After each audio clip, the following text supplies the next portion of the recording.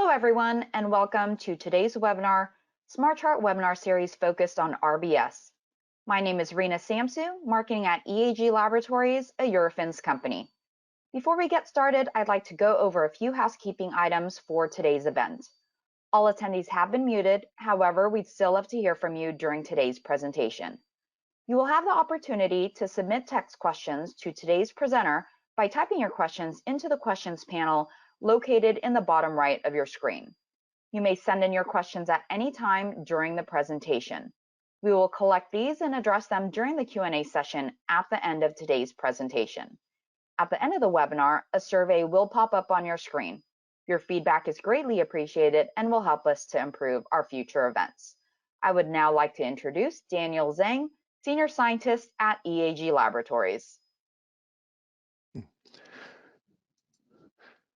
Welcome to the Smart Chart webinar series. Today, we'll be talking about RBS, or Rutherford Backscattering Spectrometry.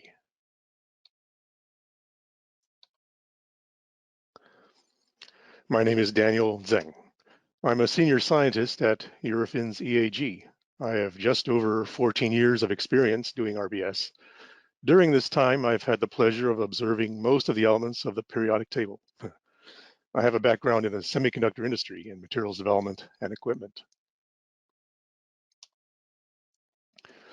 This is what we will cover in today's webinar. We will start with an introduction to EAG, then proceed to the SMART chart, which is a chart which brings together the analytical techniques. We will look at the fundamentals behind RBS. After that, we will look at some examples of RBS analysis. We will finish by summarizing the strengths and limitations and discuss other techniques that are complementary to RBS. EAG Labs has multiple locations in the United States, Europe, and Asia. We have over 600 highly educated employees using many techniques at over 20 locations, serving over 4,000 clients in 50 countries. This company has made a considerable investment over the years in acquiring analytical capabilities with multiple instruments of almost all of them. The RBS lab is located in Sunnyvale, California. The lab has 2 tandem linear particle accelerators running alpha particles. Before diving into the SMART chart, I want to give a brief review of precision and accuracy. Our goal can be likened to the objective of hitting the center target. The closer the target, the more accurate, the better. Precision also can be likened to reproducibility. Again, the more precise, the better. Most techniques fall in somewhere between or into one or other category of providing higher accuracy and higher precision and lower accuracy, or vice versa, lower precision and higher accuracy. Where does RBS stand? Well, RBS is a technique that can be thought of as accurate. Now, as for precision, the precision depends generally on the elements being analyzed. It can be very precise in some cases and not too precise in others. This chart is a spectroscopy and microscopy analysis resolution tool, or SMART for short. This chart is somewhat famous and was previously known as the bubble chart. Each of the bubbles represents a different analysis technique. The surface analysis techniques are inside the box. Outside the box on the right, we have bulk techniques. These techniques have a range of detection limits, but do not provide information regarding depth. Below the box are the imaging techniques. These can measure surface properties and features of various sizes, but do not provide chemical or compositional information. The last feature I'd like to point out is the color of the chart. The bubbles are color-coded to indicate the type of information that each technique provides. Looking inside the box of surface analysis techniques, the blue bubbles, such as RBS, which I will discuss this morning, show techniques that provide atomic composition. The red bubbles provide information on molecular bonding or oxidation states. The RBS blue bubble, of course, is in the upper right-hand corner of this chart. This figure shows approximately the measurement depth of various techniques. As can be seen from the chart, the idea of a surface analysis has a somewhat different meaning depending on the technique being used. RBS is located in the middle of the chart, right here. For RBS, the measurement depth is typically the top about micron or so of a sample film. Now let us begin our discussion on RBS and accelerator-based techniques. The accelerator-based techniques include RBS, HFS, ion channeling, and NRA. RBS stands for Rutherford Backscattering Spectrometry. HFS stands for hydrogen forward scattering. NRA stands for nuclear reaction analysis. The accelerator techniques are based on collisions between atomic nuclei, and RBS derives its name from the physicist Ernest Rutherford, who was among the first scientists to pioneer the concept of atoms being composed of nuclei surrounded by electrons. The analytical techniques of RBS, HFS, channeling, and NRA are used in concert to provide the broadest view of a sample. Now, the ideal RBS sample has all the features of interest, isolated and background free. This is rarely possible in real films. Thus, approaches such as HFS, channeling, and NRA are used to overcome the intrinsic difficulties in RBS analysis. Due to the wide diversity of samples and substrates, the analytical strategy is often customized to each particular film and film substrate pair. Okay. The primary, hang on a second. The primary applications of RBS and the accelerator-based techniques are as follows. Determine quantitatively the elemental composition and thickness of thin films or thin film structures. To determine the film density, given a known film thickness, and vice versa. We can determine the film thickness given a known density. Measure the concentration of hydrogen in a film. RBS is unique among techniques in being able to measure hydrogen content. The other technique that can do this is SIMS.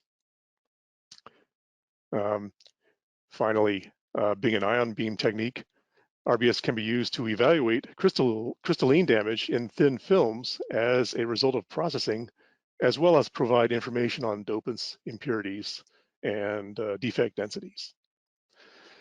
Analytical problems have many facets, and sometimes choosing the right path to analysis can be challenging and difficult. Due to the multiple information paths available to us, RBS may help define a problem and an analytical strategy. It is a good choice for an initial analysis of thin films for both comparison or reference measurements. A first stop with RBS may save time or money in the long run. Accelerator techniques, that is RBS, channeling, HFS, and NRA, are important for the development of references for other techniques. Many different types of materials have been successfully analyzed with accelerator techniques. The films and materials shown in the upcoming sections of this presentation are only a portion of the materials that can be studied. Now on to a brief description of the equipment used in an RBS measurement. The accelerator consists of an ion source, a high voltage terminal, a series of electrostatic lenses and switching magnets, and finally the analytical chamber or end station. The sample is mounted on a multi-axis goniometer stage inside the end station. The system and the sample are under a vacuum of approximately 10 to the minus 7 pascals, about high vacuum. Now, this is a summary of the process of beam generation. Beginning with garden variety helium gas. Helium is electronically excited into a plasma. The helium plasma is passed over a charge exchange that consists of an oven that generates an alkali metal vapor, rubidium or lithium usually. The resulting ions are then injected into the high voltage terminal and accelerated to an energy of 2.2 MeV. The high energy alpha particles that exit from the terminal are selected by means of switching magnets and focused into a monoenergetic ion beam using the electrostatic lenses. The beam enters the sample chamber where the ions then collide with the nuclei in the target sample film.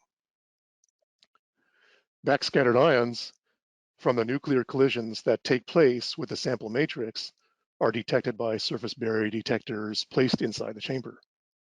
Now, what does RBS measure? RBS measures the energy of helium, the energies and the yields of the backscattered particles from the atoms in the sample film or film structure. The energy of the backscattered helium atoms depends on the mass and the depth of the target atoms.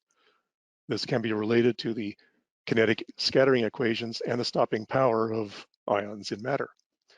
The yield, or number of backscattered ions, depends on the atomic size and the concentration of the element, and can be related to the scattering cross-sections of the elements. In the next slide, we will see how RBS is able to obtain depth information. So let us begin with this picture.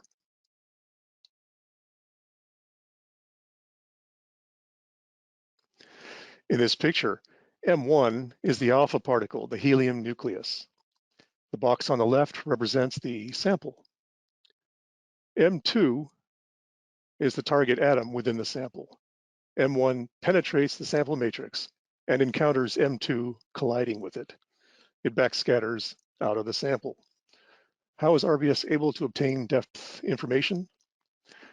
The way it does this is the final energy of a backscattered particle is equal to the sum of the incident energy of the ion minus the energy loss due to momentum transfer to the target nucleus, and also minus the energy losses that the particle undergoes after passing through the sample matrix. The collision is Coulombic in nature. I'm referring to the Coulombic force that always is present between any two nuclei, but this can be modeled as an elastic collision using classical kinematic equations. The energy of a backscattered particle detected at a given angle depends on two processes: the energy loss due to transfer of momentum to the target atom during collision, and the energy of transmission through the sample matrix, both before and after the collision. Now, let us begin with a case of no energy loss due to transmission through a matrix, just atoms of different masses and sizes at the surface of the sample only. In the next slide.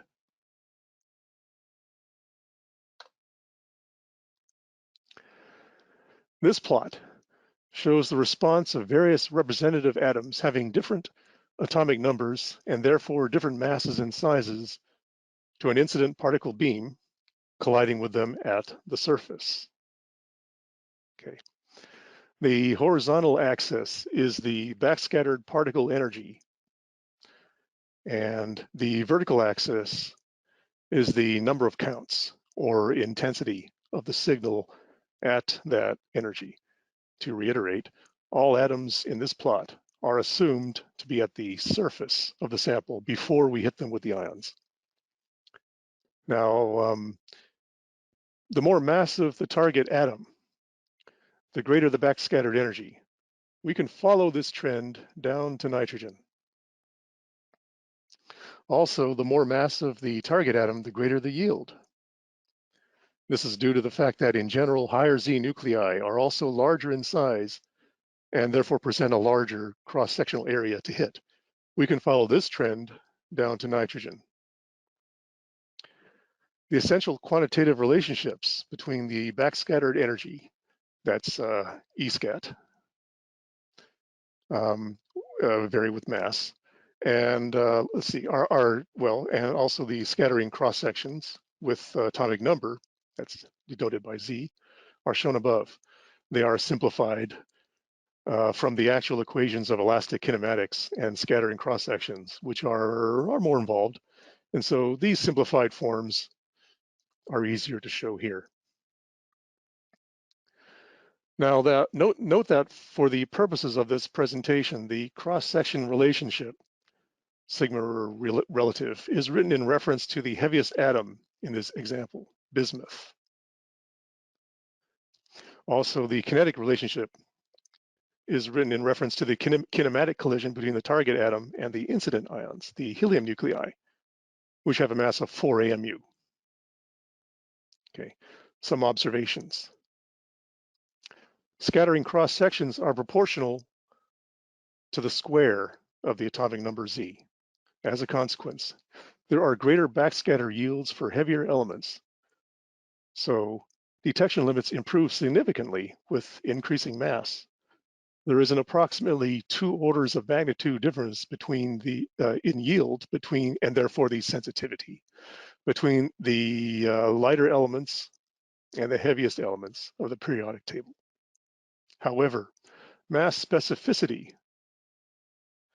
the ability to separate one atom or one element from another, decreases with increasing Z.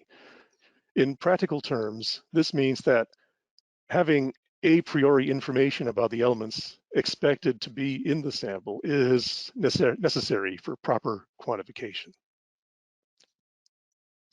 The next slide is our first example of an RBS spectrum. A platinum metal film of thickness about 1,000 angstroms deposited on silicon. Okay, this is an example of an RBS spectrum. The horizontal axis is the backscattered energy, and the vertical axis is the yield of backscattered particles at that energy. The horizontal axis unit, channel, is in reference to the multi-channel analyzer hardware used to perform these counting statistics and the sorting out of the particles' energies. The sample is a 1,000 angstrom platinum metal film deposited on silicon. Since this is a simple film, there are only 2 features on this spectrum. The platinum feature is blue and the silicon feature is yellow. Now, only a thin layer of platinum atoms are at the surface. The rest of the platinum and all of the silicon are buried at depth. Those surface platinum atoms are here at the highest backscattered energy. As the ion beam penetrates the sample, the ions encounter and bounce off more atoms at depth with progressively lowered backscattered energy. Thus, the bulk of the platinum film is revealed down to the interface between the platinum and the silicon. Next up is silicon from the silicon substrate, and this continues on down towards 0 energy. I should mention that in RBS, we always read a spectrum from right to left. We always read a spectrum from right to left. The yields, or relative heights of platinum and silicon, reflect the differences in the atomic sizes between platinum and silicon. If no platinum film were present at all on this sample, and we were just looking at the silicon substrate only, remember, no platinum film, then there would be no blue peak here, and the yellow peak would be shifted to the position indicated on the graph. That's here. Sometimes multiple RBS spectra are needed to unambiguously determine a thin film structure, and that is the subject of the next slide. Okay. The sample stage is placed in the path of the ion beam and oriented to be normal to the incident ions. The location of the detectors is significant. One detector is placed at as close to 180 degrees or full backscatter as possible.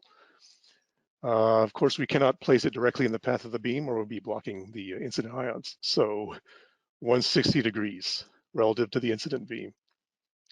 The other detector is placed at a grazing angle in the range of 100 to 115 degrees to optimize the resolution of spectral features as needed for the elemental structural analysis. The RBS spectra from the two detectors are simultaneously acquired during the same acquisition. Once we have acquired the data, we need to fit this data to a structural model of the film. The process begins with an initial guess, then is successively improved. Fitting the data includes satisfying multiple spectra and is an iterative process to achieve self-consistency. RBS fitting does require some a priori information about the elements in the film structure prior to starting the analysis. The next slide shows an RBS fit of a thin film using two spectra, one at 160 degrees and the other at a grazing of about 92 degrees. The film is a 50 angstrom chrome silicide on silicon substrate. Two spectra are shown, 160 degrees. This comes from the normal 160 degree detector, this top plot, and 92 degrees. That's the bottom. The length of travel, the path of travel of backscattered ions. The length of the path of travel of backscattered ions going to the 92 degree grazing detector is a longer path. Thus, the energy loss by these ions is greater. This leads to an amplified spectral peak width of the silicon feature in the grazing spectrum. That's here, and also the chrome spectrum, chrome feature as well. The advantage of acquiring additional spectra is that it enables us to resolve ambiguities from data acquired only at a single angle. This difference can be used to optimize the depth resolution and quantification of the elemental ratio of the elements in the film. The next example is RBS depth profiling of a multi-layer tungsten silicide film stack.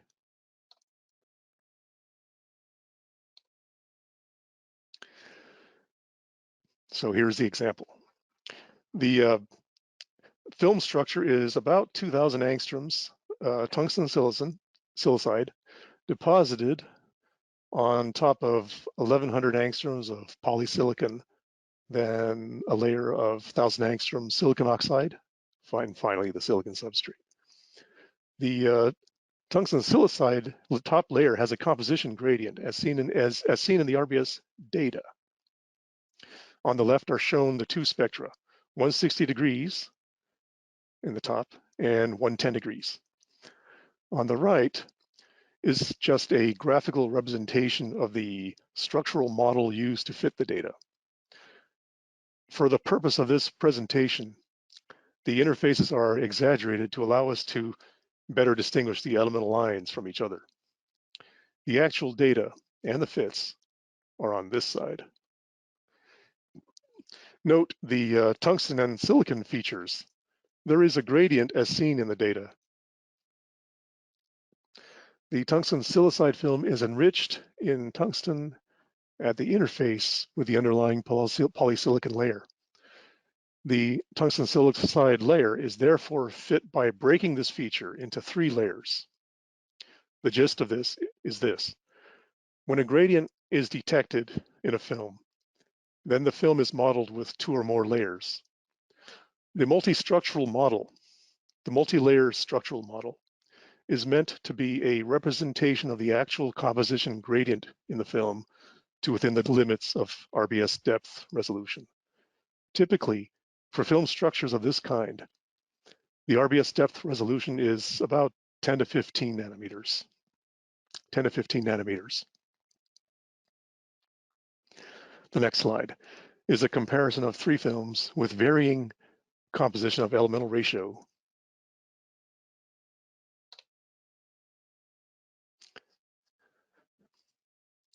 This slide presents an overlay of the RBS spectra of 3 sample films. 3 films. It's an overlay of 3 sample films of tungsten silicide on silicon. They vary in composition by their tungsten and corresponding silicon content. The three films in this plot are labeled by their SiW ratio or silicon tungsten ratio. For clarity, just the data, not the fits, are shown. We can readily distinguish and fit each spectrum and quantify the differences in the elemental ratio. The tungsten peaks for the three films are well separated from the other peaks. And each of the three silicon peaks forms an easily resolvable step that can be quantified. There's also an impurity in these tungsten silicide films, argon, which is detected. One more example for RBS follows, then we'll proceed to HFS. This is an example of RBS of a thin film on a carbon-based substrate, polyethylene. This slide shows the RBS spectra of fluorine and oxygen surface residue on polyethylene. The F and O peaks are well separated from the carbon-based substrate and from each other. They are magnified 25 times in this plot for better presentation and visibility. The areal densities of the fluorine and oxygen are measured to be on the order of 10 to the 15 atoms per square centimeter. This would correspond roughly to a film of approximately 15 to 20 angstroms thick. 15 to 20 angstroms thick. This type of precision is possible only when the elemental peaks are well separated from each other and from the substrate, which is carbon in this case. Let us now look at the process of making hydrogen measurements.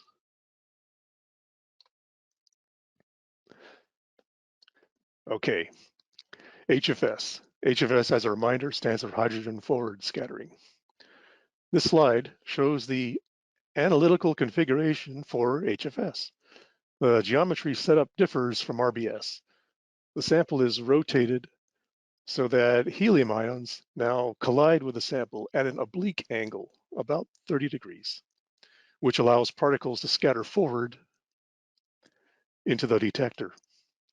Both alpha particles and hydrogen from the film are scattered forward, so a foil made of aluminum or polyethylene is placed in front of the detector to prevent alpha particles from reaching the detector.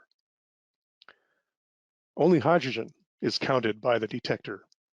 Hydrogen still passes through because the foil is not thick enough to stop hydrogen nuclei. Only a small represented amount of hydrogen is lost by the sample in most cases.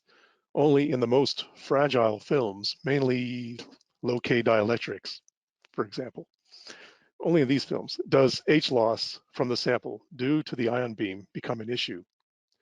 We mitigate this issue by reducing the beam current or acquiring a series of lower doses at several regions on the sample.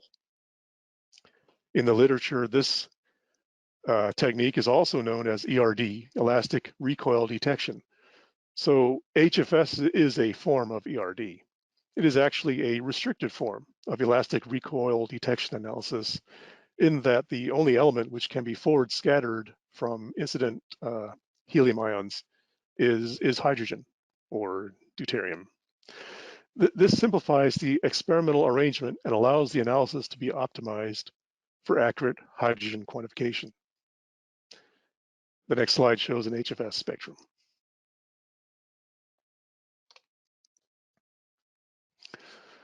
The HFS spectrum is seen on the right.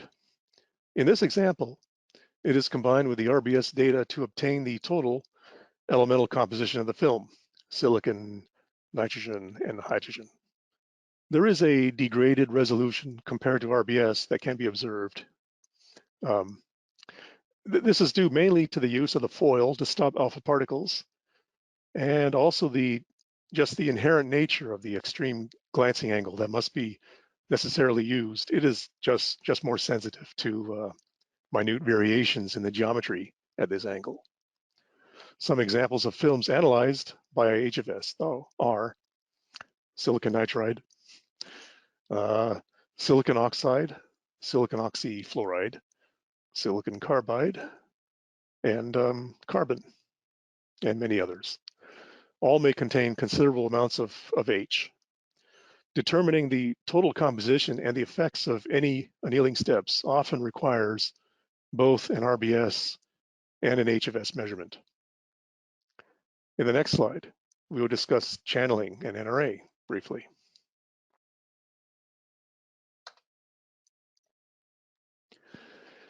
As an ion beam technique, RBS can be used to perform channeling experiments.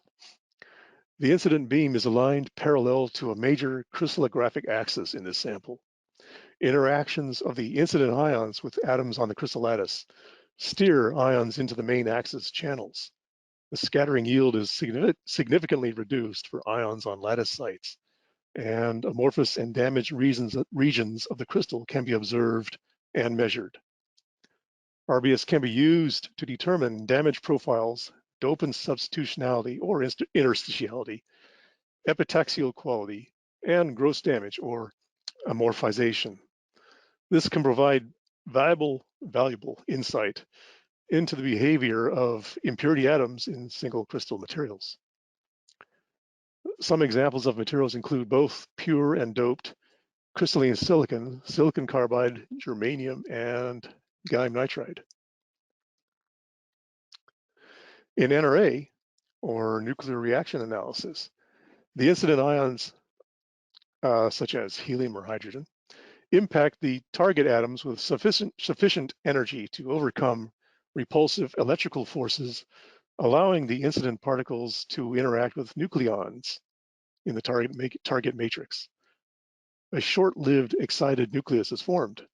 This compound nucleus decays, releasing energetic photons or gamma rays and or energetic particles, leaving a residual nucleus behind. NRA can be useful for extending the lighter element quantification. Let's look at a couple examples of channeling in NRA.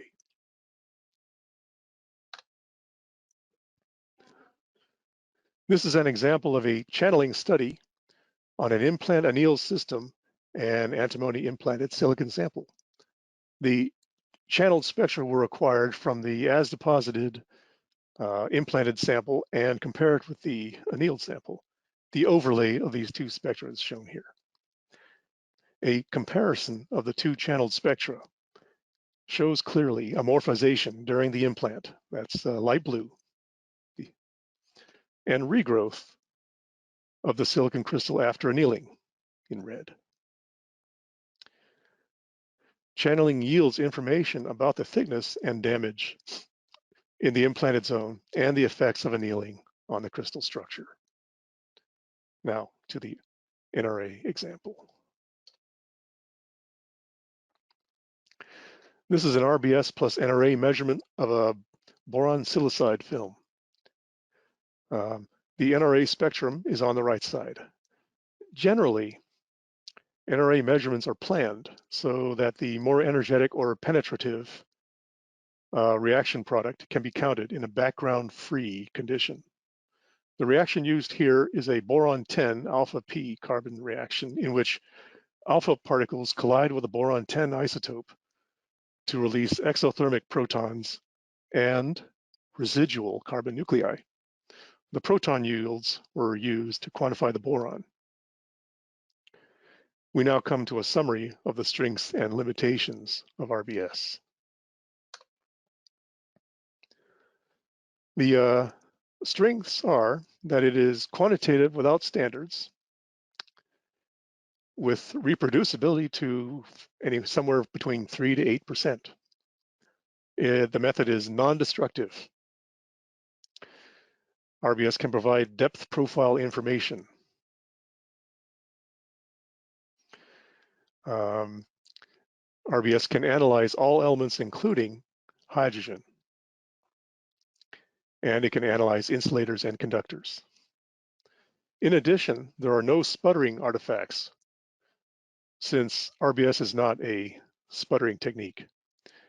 The accuracy is dependent on the equivalence of substrates, not the sample matrices. Now, to what are some of the limitations of RBS? Well,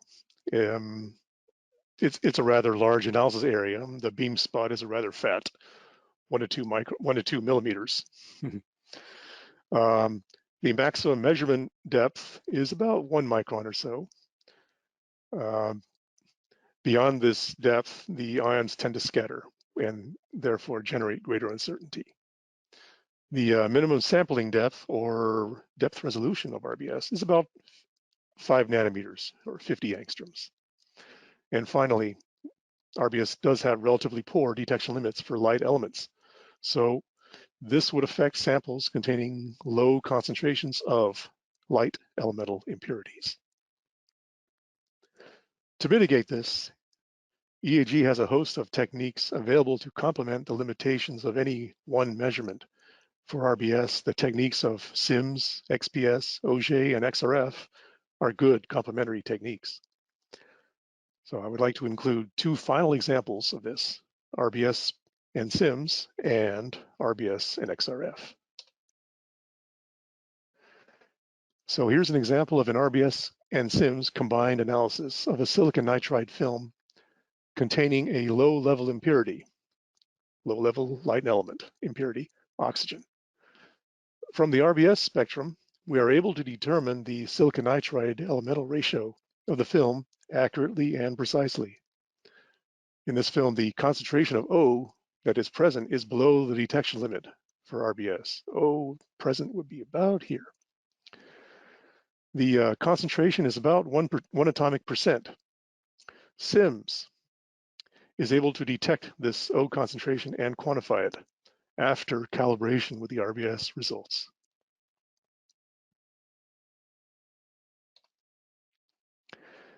Here's an example of RBS and XRF. This film contains 2 elements of similar mass, strontium and zirconium, in addition to other elements, barium, tantalum, and oxygen. RBS can determine the sum of the 2 elements, strontium and zirconium, but cannot resolve them individually. The 2 peaks overlap with each other severely to the point where you cannot resolve them. As the strontium and zirconium cannot be mass resolved by RBS, wavelength dispersive XRF is used to determine the elemental ratio of these 2 elements. The information about the strontium-zirconium ratio is incorporated into the RBS model, and the total composition of the structure, including all of the elements present in the film, is determined.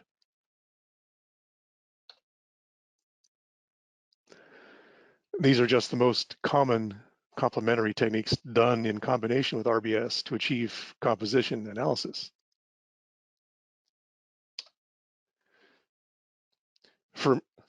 Here we go. For improved surface sensitivity, detection limits, or depth resolution, RBS is often combined with XPS, Auger, or SIMS. For films containing elements of similar mass that cannot be resolved, RBS is often combined with wavelength dispersive X-ray fluorescence, XRF. We'll continue this Smart Chart webinar series over the next several weeks to explore more of these techniques. So why choose EAG? I think, well, let's see. There are several reasons, but I think it's important to state from the beginning that client confidentiality is core to our business. We are a global leader for materials testing services with a broad range of instruments and expertise that leave us poised to take on even the most challenging materials and engineering related issues. Finally, in light of the pandemic that is affecting all of us right now, I would like to stress that EAG Laboratories is committed to the safety of our staff and clients. Worldwide, we have complied with the latest COVID-19 regulations from state and local governments, as well as the Center for Disease Control. Currently, all of our locations throughout the world remain open, but we may have limitations on customer visits. As this continues to be a fluid situation where we are operating a laboratory at reduced capacity, We can also transfer your samples to another EAG location. We encourage you to discuss your options with our sales representative.